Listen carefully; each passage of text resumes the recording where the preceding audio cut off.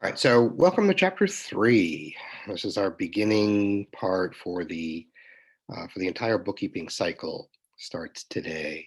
Learning objective 1 is our focus today because we're all going to be practicing some analysis of what is a business transaction and what is not a business transaction.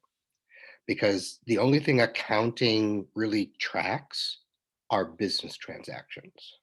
Okay. And so we're going to spend all this time today on analyzing what is and is not a business transaction. Okay. So part of understanding why we need to do all of this is understanding what accounting is really about. Um, it's a system that's very, very important to business because we collect data and we need to process that data so we can communicate it in a financial statement or other financial information to managers and other decision makers. And the process starts with the collection, analyzing that, processing that, etc. And that's what you're going to be learning here. So the entire cycle covers chapter 3 and 4. Chapter 3 covers the first few parts here on this illustration. Obviously, today it's really all about analyzing. If you don't know how to do this, none of the other stuff is going to make any sense. So, really critically important to focus on understanding how to analyze things. Um, and then chapter 4 covers the remaining portions of the arrows that you see here. Uh, in total, that's the entire bookkeeping process for an entire accounting cycle. So one little step at a time. So transactions. So a transaction, the way we look at it, is an economic event. Now it's important to understand it's an economic event. And when we say an economic event, it means that it changed the financial condition of the company when it happened. Okay. Not in the future. It might happen, but it happened when it happened right now. So accounting, we process and analyze things based on what's happening right now. Okay.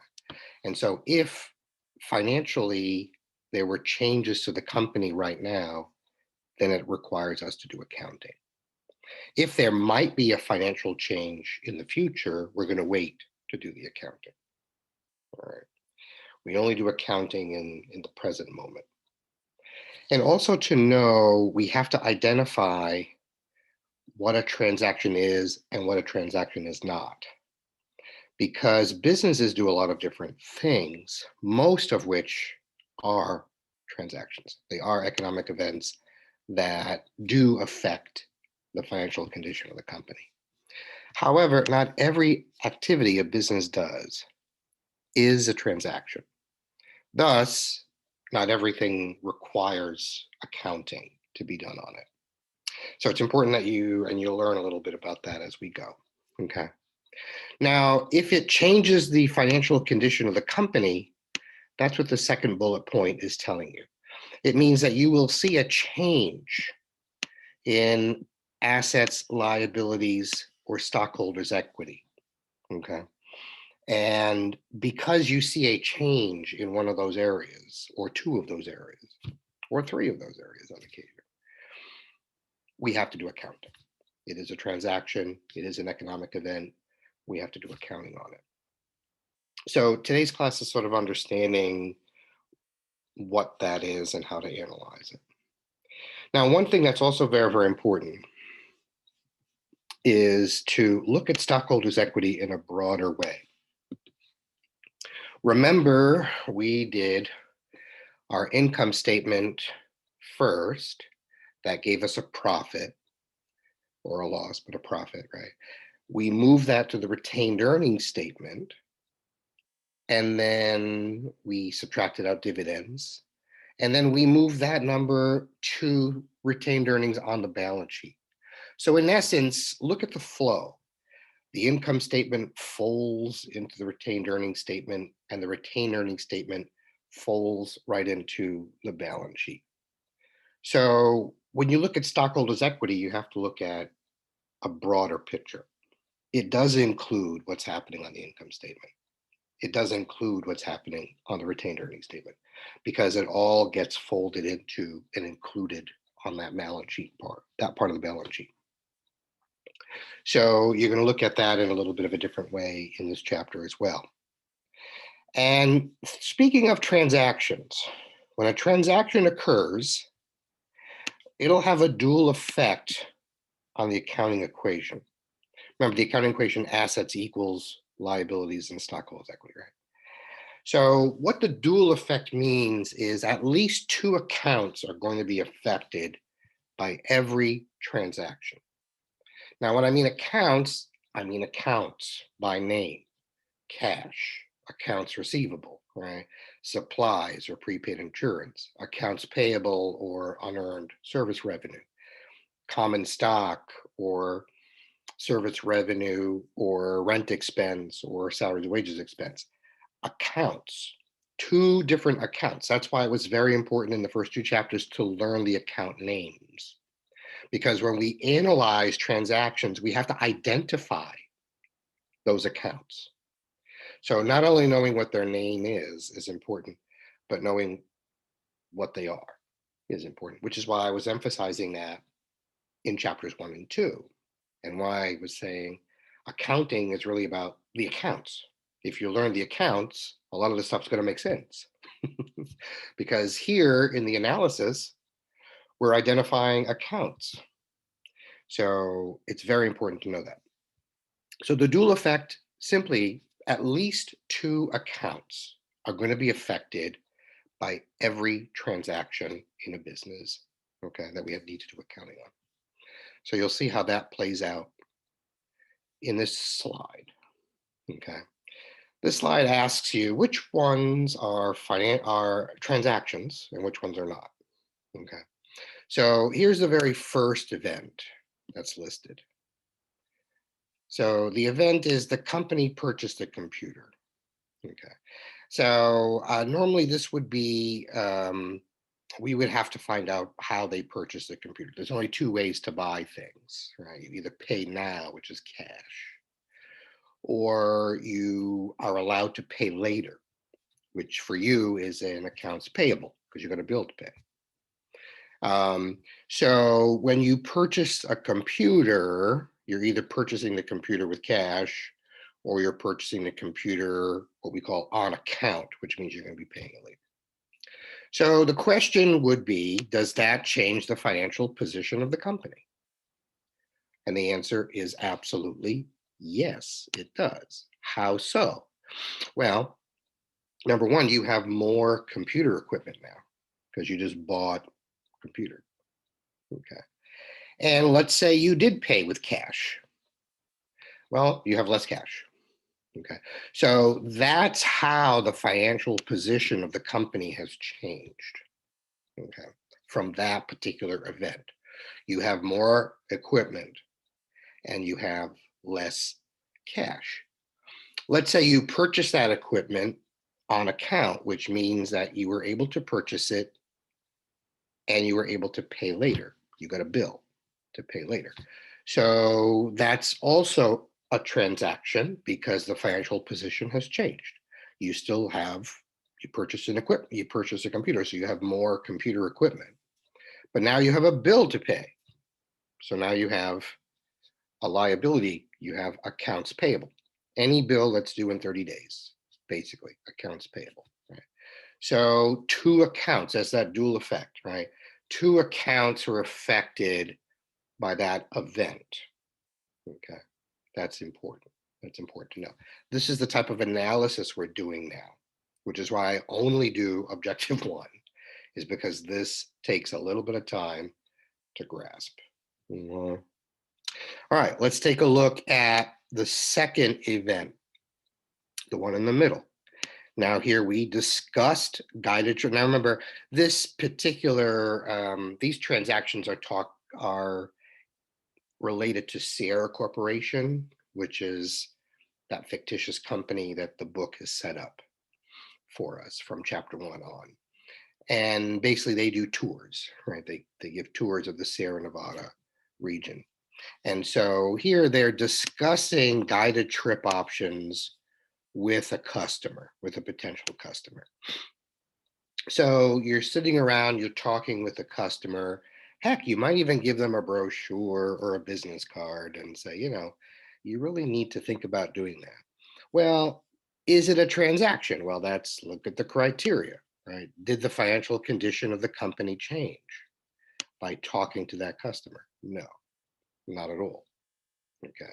Nothing happened. You just talked. There was no financial transaction, no economic event. So no accounting needs to be done when this type of thing happens. Okay. Because that person might call you and book a tour, or they might not. When they do so, well, then it's a transaction. But they didn't. So it's not a transaction. Nothing happened. You just talked to somebody. So again, a transaction has to happen. The effects have to be immediate for accounting to happen. Okay. So let's take a look at this in a different way. We're going to discuss guided trust. So let's say we discussed it with the customer and they left. Another customer came in and really wanted a tour today. And I said, look, I got a tour leaving in 5 minutes. Why don't you join us? And they say, sure. All right. So here's $25 and I'll join the tour. Is that a transaction? Is that an economic event? Did the financial position of the company change? Yes. So why? Well, because number one, they gave you $25 in cash. So you have more cash. But the fact that they're going on one of your tours, you sell tours. That's what you do. That's how you earn a living. You sell tours. So the sale of a tour is a revenue, is service revenue. So you have more revenue and you have more cash. So those are the two accounts that would be affected in that regard. So let's say Jeremy was the one in line who wanted a tour, but he can't. I said, I got a tour leaving in 5 minutes. Jeremy, why don't you come with us?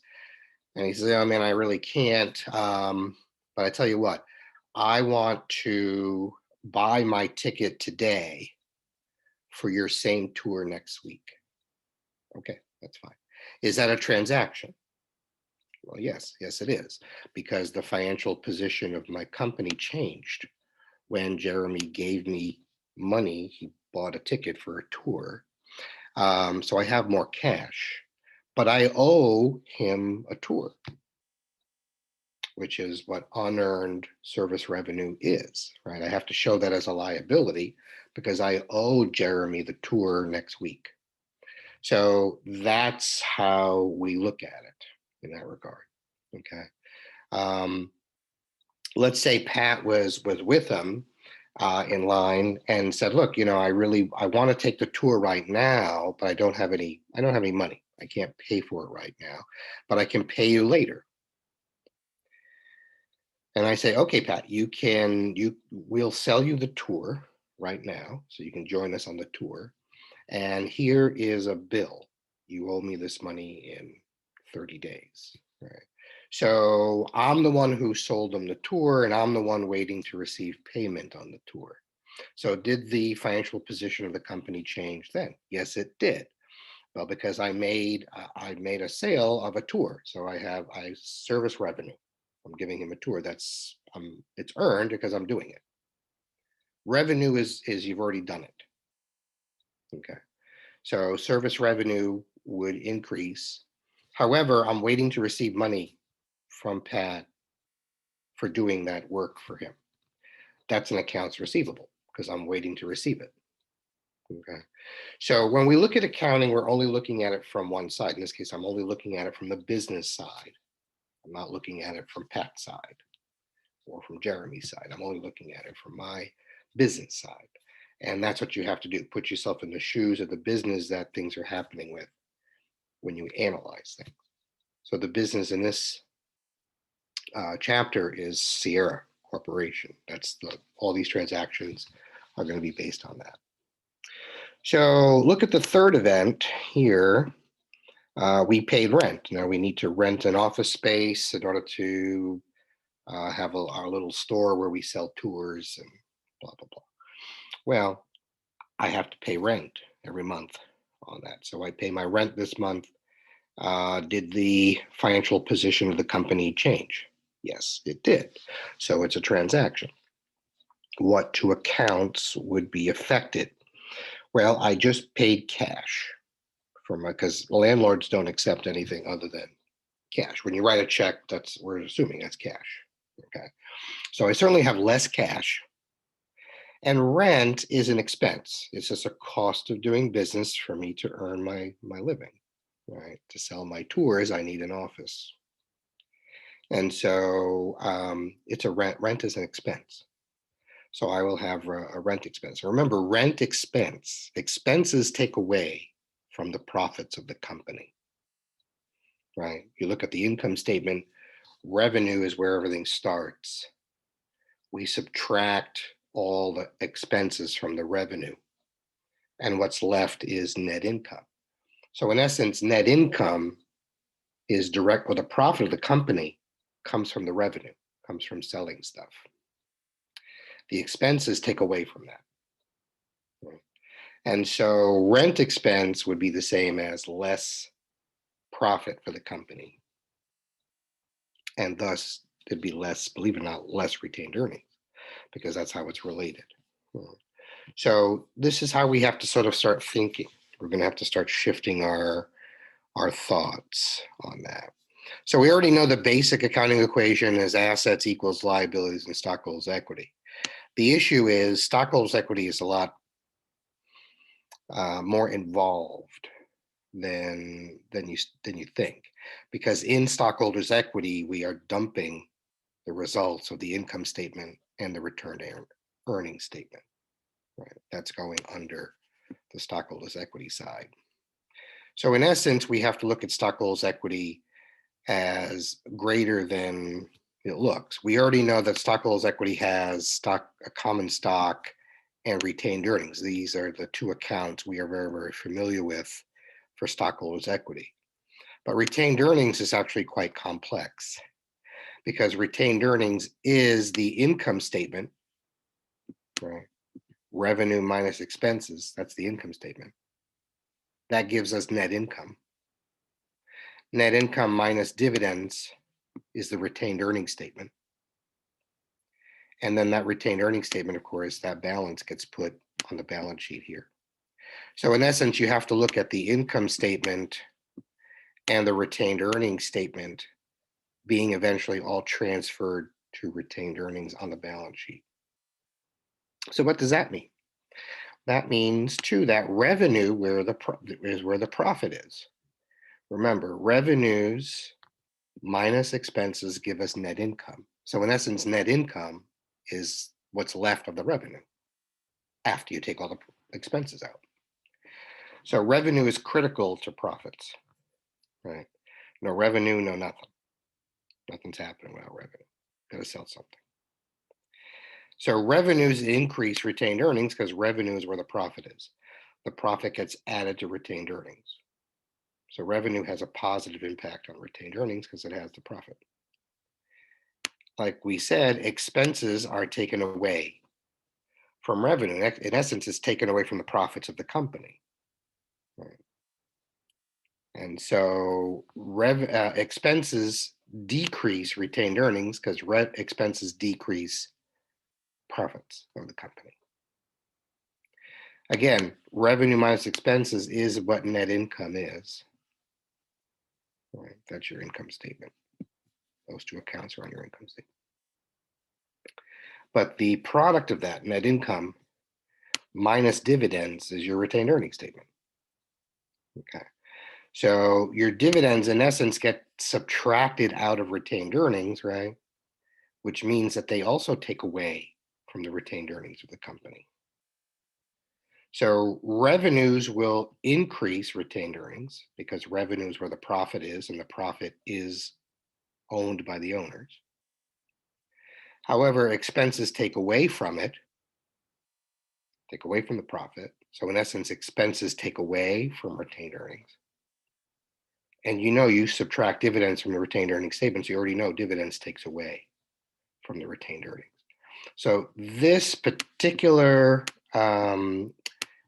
slide, and if you see this particular illustration in the Wiley or in your book, this is important to know because this is how you have to start looking at an expanded version of how we analyze things. Okay. Like I said, when the company had a rent expense took away from retained earnings. Right? But when a company actually makes a sale of a tour, like Sierra Corporation, that's going to increase the profits of the company. So it adds to the retained earnings of the company. Okay. So you have to sort of look at things in a broader way. One thing that you're going to have to do is understand these events, because you're going to be seeing events either exactly like these or similar throughout the rest of the course. Okay. So this is definitely something you're going to be seeing. This event is a very, very common event because this is how corporations start operating. How corporations begin once they are formed is investors put cash in the business in exchange for common stock or shares of ownership. That is how corporations start. And all corporations start small. So this is how it works. Cash goes in exchange for common stock, which is the shares of ownership. So this event is a transaction because it affects the company financially. How does it affect the company financially? Well, the company has more cash. Here you see the accounting equation: assets equals liabilities and stockholders' equity. Certainly this event, when cash is invested, the company has more cash, but the company now has $10,000 more of owners. Common stock is also increasing. So you have more owners and you have more cash that the owners have put in. So in essence, this is a transaction because at least the financial condition of the company has changed and these two accounts have been affected. Notice the very specific accounts are listed here in this example to help you understand what accounts would be affected. You have to be specific. So event number one, like I said, you'll see it over and over and over again. Cash is invested for common stock. That means the corporation has more cash, the corporation has more common stockholders. So it balances this way. The second transaction, or the second event, is also a transaction because also on the first of the month, Sierra Corporation borrowed $5,000 from the bank by signing a note payable. So how note payables work and how loans work, for those of you that haven't had the wonderful experience yet, is when you get a loan, you get the cash. Okay. And then, of course, a note payable works differently because there's no monthly payments. You pay it all back when it's due. That's why most notes are short-term with interest. Okay. But in accounting, all we care about was what happened today. This is October the 1st. We are getting the loan today. We're not paying it back. So we don't really care about much of the other. We will care about this later on when we pay it, but we don't care about this today because all we know today is we just got a whole bunch of cash, but now we have a loan we have to pay back. So the effect is we have more cash, right? Because when you get a loan, you get the cash. But you also have now a loan to pay back in the form of a note payable. So you have more notes payable, you have more liabilities, you have more debt to pay back. So this is also a transaction because it affected the company in this way. More cash, more notes payable. Again, you have to remember when you get a loan, you don't pay it back the same day. You get the cash that day. So that's why you have more cash. Okay.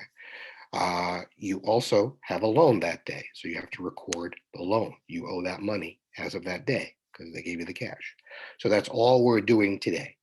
When we pay it back, which will be 3 months from that day, we'll do another transaction. But we're not doing it today. There are a lot of people say, well, what about the interest? What about, we're not paying anything today. Okay. We only record what happened today. When we pay it back, which will be in this case, January 1st, we'll make another recording. We'll make another transaction, another record in the accounting books. The third event here happened the very next day. You'll probably see that everything is going to be chronological because that's how we record things in accounting. Okay, as they happen, we are recording it. Sierra Corporation purchased equipment and they paid cash. Okay, so is this a transaction? Yes, because we bought more equipment, so we definitely have more equipment. And of course, we paid cash, so we have less cash. So cash is affected because we have less cash, and equipment is affected, as you see here, equipment account, because we have more equipment. Equipment is an asset. Cash is an asset. In this case, two assets were affected. We have more of one asset, less of another one. Okay.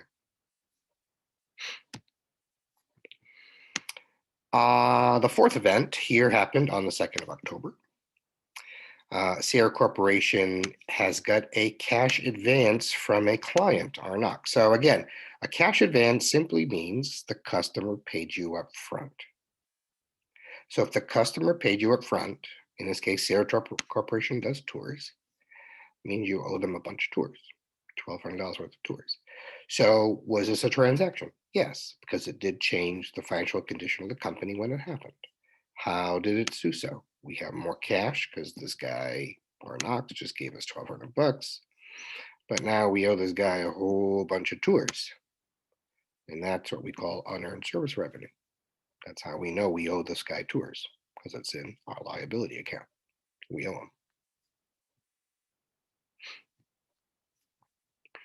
Event number 5 happened the next day.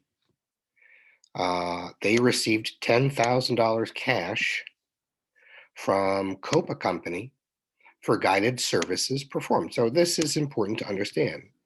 Guided services performed. So they already performed. The word performed means the work is done. If the work is done, it's revenue. If you owe the work, it's unearned revenue. Right?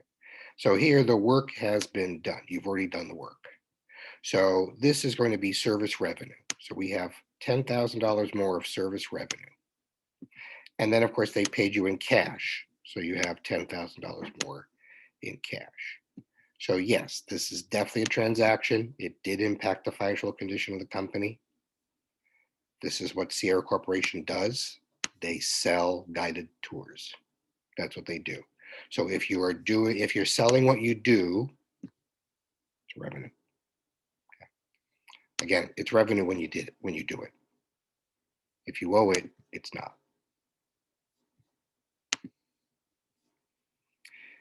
Again, on the same day in October, they paid rent. You pay most of your expenses are going to be paid in cash. Okay, there are a few exceptions as we go, but for the most part, if there's an expense, it's going to be paid in cash. So here we paid rent. Rent is an expense. Expenses take away from retained earnings because they take away from the revenue on your income statement. Think about your income statement, and this makes sense. Income statement starts with revenue. Revenue is basically a positive number. all the expenses are taken away or deducted from that. So in essence, expenses take away from profit. Profit is retained earnings. So this is why we say rent basically decreases retained earnings, because all expenses decrease retained earnings. Of course, we're paying our expense in cash, and so we have less cash as well. Event number 7 happened on the next day. Sierra Corporation paid $600 for an insurance policy that expires next year.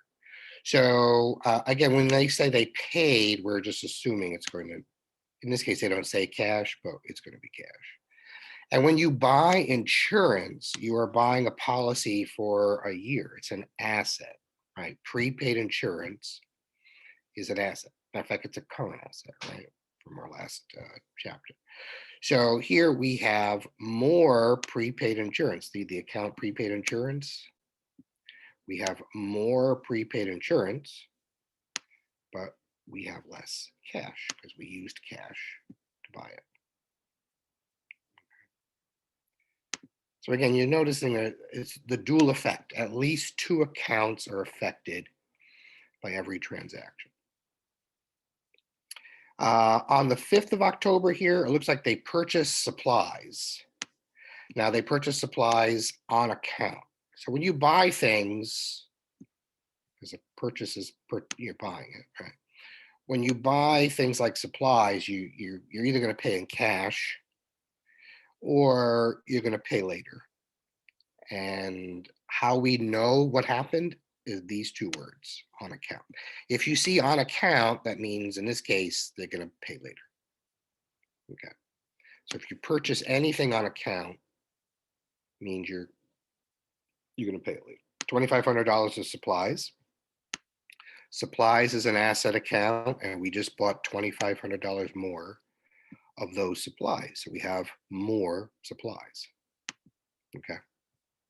But we also have more accounts payable. So anything you buy on account, you'd owe in 30 days. It's an accounts payable.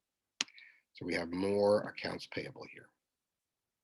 2 accounts are affected, both more. More supplies, more accounts payable.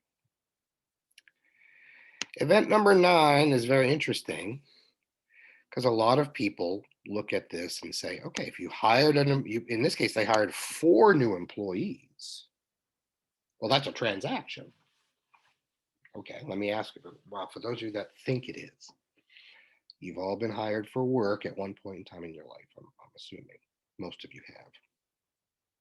Did they cut you a check as soon as they hired you? Answer, no. Nobody gets paid up front. Okay. Even the signing bonuses are paid after you do the work. Okay. So, no, this is not a transaction, because when you hire somebody, that's the key word here, right? When you're reading, they hired 4 employees. They could have hired 40 employees. It doesn't matter. You don't pay people when you hire them. You only pay people after they work for you. So once these 4 employees actually do their job for a week or 2, depending on the pay periods, right? Then we'll pay them. No one gets paid up front. So that's why this is not a transaction. Because anytime you hire someone, it doesn't affect the financial condition of the company that day. It only affects the financial condition of the company when you pay them, which will be in the future. Okay. That's important. Event number 10 happened later in the month, and it looks like they paid a dividend. Okay, so they paid it. So remember, you pay dividends. What happens to dividends? Well, you saw that on the retained earnings statement. Dividends are taken away from retained earnings. So any type of dividend, you will see a shrinkage of retained earnings because you do that on the retained earnings statement. And for our class, all of our dividends are paid in cash. So we are going to subtract out the cash. Okay, less cash, less retained earnings. And the very last event, those employees that we hired worked. Now they earned $4,000 in salaries. Now it's a transaction. Okay, As soon as we pay them, it's a transaction. So here we have, when we pay our workers, it's a salaries and wages expense. Salaries and wages expense decrease our retained earnings because we take that away from revenue, which is the same as taking it away from the profit. And of course, employees work for cash, so we have less cash as well. So this is sort of an introduction to understanding how to analyze. Now, all of that, but let me go back to the slide here. All of these numbers that you see here that we are doing, this is not accounting. This is an analysis, okay? Because before you can do accounting, you have to know how to analyze things. All right. So this is not how we do accounting. I want to make that clear. This is how we analyze things, okay? So that's what this part of the chapter focuses on, is the analysis. We're not doing any accounting. We're doing analysis of a transaction. And again, transactions are economic events that change the financial condition of the company when it happens. Okay, when it's happening. Does the financial condition of the company change that at that moment? No, no transaction. Yes, transaction. Okay. So here, and I don't particularly care for this do it exercise they have in your book here, because here they actually give you the tabular analysis here, and they ask you to describe what's going on. And I'd much rather it be the opposite. I'd much rather just sort of, they tell you what it is, and then you figure out what's affected. So I'm going to look at it that way. So on the first line here, notice you have the company, they issue shares of stock for 25,000. Now I mentioned this is how corporations start. This is something that happens all the time. It's very normal to see this. And it's always going to be the same thing. Okay. You're always going to have investors always put cash in the business. Right. And the word issue shares of stock simply means they sold shares of ownership, which means they have more shares of ownership, more common stock. So you have more cash and more common stock. This is something you're going to see over and over and over again in almost all the examples in the book, because we deal with corporations. And this is how corporations start. Cash is invested for shares of stock. More cash, more common stock. That's something you need to get used to. The second line says the company purchased 7,000 of equipment on account. Again, there's that little phrase that you're going to be seeing over and over again. I would recommend that you look at it. So they bought equipment, but they owe it. They got a bill. They're going to pay that bill. So here they clearly have more equipment. So we have $7,000 more of equipment. And again, they're paying it later. So they have more accounts payable. More accounts payable. Okay. The plus and minuses here is not how we do accounting, but this is how we analyze. More or less. That's how you need to look at it. Okay. This is not accounting. This is analysis. Analysis. Company receives $8,000 cash for services performed. Okay, so there's that again. Anytime that they actually do work, that's what revenue is, right? Revenue is, in this case, it's a service business. Anytime you do a service, every time you perform work, you earned revenue. Okay. When you perform work, you either get paid in cash, which they did, or you'll get paid later, which for you is a receivable. You're waiting to receive the cash. But in this case, they got paid cash. So they have more cash here. You look at number 3, we have more cash and we have more revenue. We earned revenue. And the last one here is also something very common. Most companies pay rent because most companies rent their space. Okay. And so in this case here, you have something that you're going to see over and over again. Rent is an expense. Expenses take away from the profits of the company. So they take away from the earnings of the company. And we pay our rent in cash. So we have less cash. Okay. So this is basically, I want to stop to share. This is basically the introduction to analysis, understanding that when an event happens, we have to analyze it at that time. Does it affect the financial condition of the company as it happens? If the answer is yes, it's a transaction. If the answer is no, it's not a transaction. If the answer is no, we don't have to do any accounting. If the answer is yes, we're going to have to analyze it and do some accounting. This is the very first step in that process. Okay. How much fun is this?